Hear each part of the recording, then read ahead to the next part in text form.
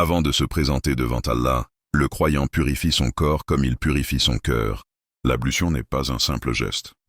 C'est un acte d'obéissance, un signe d'humilité, une lumière avant la prière. Découvrez dans cette vidéo tous les détails rigoureux de l'ablution selon la loi d'Allah. Nous allons parler avec détail sur chacun des actes obligatoires, surérogatoires et méritoires de l'ablution selon la sunna. Les détails rigoureusement obligatoires et de préceptes divins pour procéder à l'ablution sont les suivants. 1. Le lavage du visage. Il faut se laver la face depuis une oreille jusqu'à l'autre, et jusqu'à l'origine naturelle des cheveux. Le menton pour les imberbes ou rasés, la surface de la barbe, la cloison du nez, les plis ou rides du front et l'extérieur des lèvres. En se lavant la barbe, on doit faire pénétrer l'eau jusqu'à la peau à l'aide des doigts. Il n'est pas obligatoire d'amener l'eau dans les creux des anciennes plaies, ni dans les cavités internes comme les fosses nasales ou les oreilles. 2. Le lavage des mains jusqu'au coude. Se laver les deux mains jusqu'au coude ou le moignon en cas d'amputation.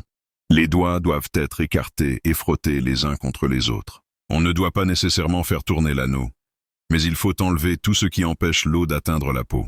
3. La madéfaction, le mèche. Passer les mains mouillées sur la tête, depuis le haut du crâne, en couvrant les tempes et les cheveux. L'homme et la femme n'ont pas besoin de défaire leur natte, mais doivent passer la main mouillée sous celle-ci. Laver le crâne par-dessus les cheveux tient lieu de madéfaction. 4. Le lavage des pieds jusqu'aux chevilles. Se laver les deux pieds jusque sur les saillies des chevilles. Écarter les orteils et faire passer la main entre eux. 5. Le frottement des parties lavées. Passer les mains en frottant sur toutes les parties qui reçoivent l'eau de l'ablution. 6. La continuité. Il faut suivre les opérations sans interruption ni délais excessifs. Certains savants disent que cette continuité est d'obligation canonique, d'autres qu'elle est d'imitation. Le délai toléré est celui qui ne permet pas aux membres lavés de sécher, selon la température moyenne. 7. L'intention, niyya. La 7e obligation est l'intention. Elle doit être présente au moment où l'on commence à se laver le visage. L'intention est de se purifier pour obéir à Allah, se rendre apte à la prière, au contact du Coran ou au rite sacré. Elle peut aussi inclure le désir de se rafraîchir, tant que la purification reste l'objectif. L'ablution reste valide même si l'on n'a en vue qu'une prière, mais elle n'est pas valide si l'on exclut volontairement une souillure connue. Si l'intention est formulée bien avant l'ablution, elle perd sa validité. L'intention doit accompagner l'acte. Ces 7 actes sont obligatoires. Si un seul manque, l'ablution est nulle et sans effet. Les pratiques recommandées, sunna, sont les suivantes. Se laver d'abord les mains 3 fois, même si elles sont propres.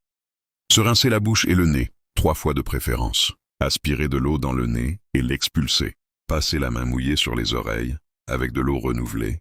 Observer l'ordre prescrit, visage, main, tête, puis pieds. Réparer toute omission, même minime, avant de prier.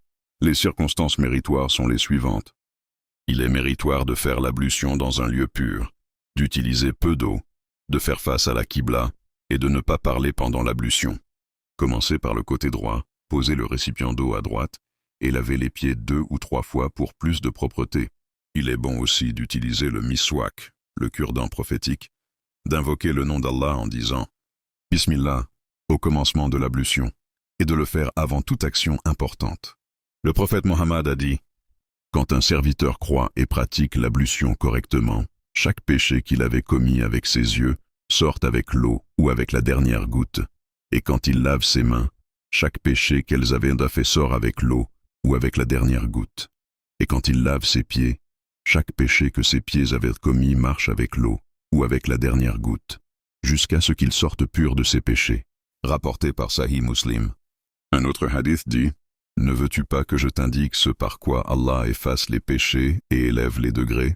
Ils répondirent « Oui. » Il répondit « Accomplir parfaitement l'ablution dans des circonstances difficiles, faire beaucoup de pas vers la mosquée et attendre la prière après la prière, voilà le ribat, la station de garde. » Rapporté par Muslim.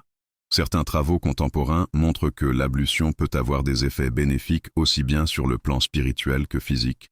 Meilleure hygiène, stimulation de la circulation, réduction du stress, amélioration de l'état d'esprit.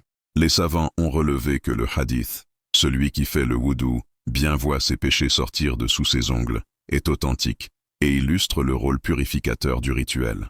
L'ablution ne se limite pas à un rituel extérieur. Elle est purification spirituelle, effacement des péchés mineurs. Elle a des effets concrets sur l'hygiène corporelle, visage, mains, pieds, sur l'état mental, calme, netteté, et, selon certains, sur la santé physique.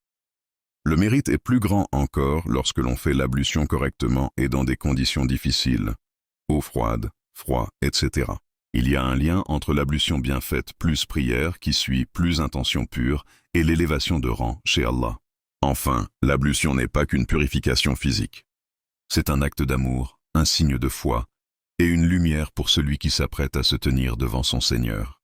Qu'Allah nous purifie intérieurement et extérieurement et fasse de nos ablutions une lumière le jour du jugement.